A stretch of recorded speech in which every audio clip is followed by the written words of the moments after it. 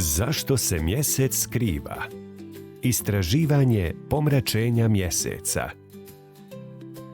Jeste li znali? Ponekad, kada se mjesec kreće iza zemlje, može se desiti neobičan događaj koji se zove pomračenje mjeseca.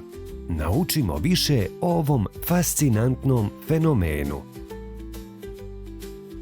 Tokom pomračenja mjeseca, zemlja se kreće između sunca i mjeseca, bacajući sjenu na mjesečevu površinu. Ova sjena čini da mjesec izgleda tamnije i ponekad čak mijenja svoju boju u crvenkastu nijansu. Zbog toga se ponekad naziva krvavi mjesec.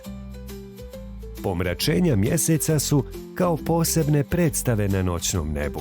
Ne događaju se svaki mjesec, ali kada se dogode, vrijedi ostati budan dokasno.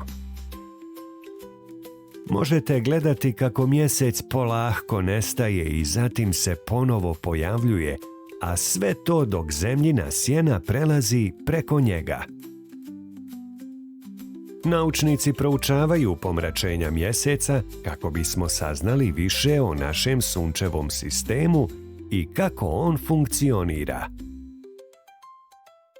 Također nam mogu pomoći da bolje razumijemo sam mjesec i njegov odnos sa zemljom i suncem. Dakle, sljedeći put kada čujete da se događa pomračenje mjeseca, svakako odvojite trenutak da pogledate u nebo i zadivite se čudesnosti ovog nevjerovatnog nebeskog događaja.